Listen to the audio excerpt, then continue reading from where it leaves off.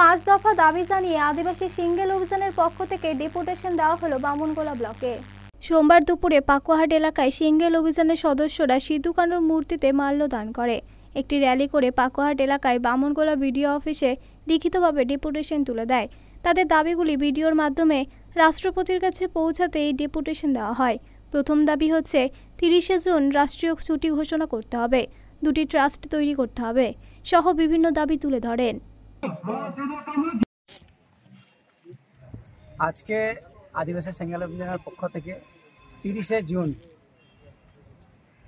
Single সমাজ সুধার rally করা হলো। আজকে বিডিও অফিসে এসে বিডিও সাহেবের সঙ্গে আমাদের যাহা রাষ্ট্রপতি দ্রৌপদী মুর্মু ওনার ভিডিওর মারফতে যাহাতে এই আমাদের এজেন্ডাগুলো পৌঁছায়। আমাদের 1 নম্বর এজেন্ডা হচ্ছে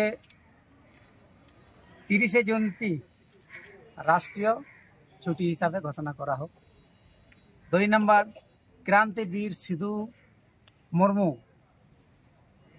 দুটি ট্রাক্স তৈরি করে দিতে হবে, যাহাতে 100 কোটি টাকা করে সেই ট্রাক্সে ডিপোজিট করা হয়। 3 নম্বর, ক্রান্তিবীর সিধু মুর্মু বংশধর রামেশ্বর মুর্মু 12/6/2020-তে তাকে নির্মমভাবে হত্যা করা হয়েছে। তাহার প্রতিবাদে আদিবাসী সিঙ্গেল অভিযান পক্ষ থেকে ধিক্কার জানায়, যাহাতে রামেশ্বর মুর্মুর খুনিদেরকে উচিত শাস্তি দেওয়া হয়। মালদা টুডে।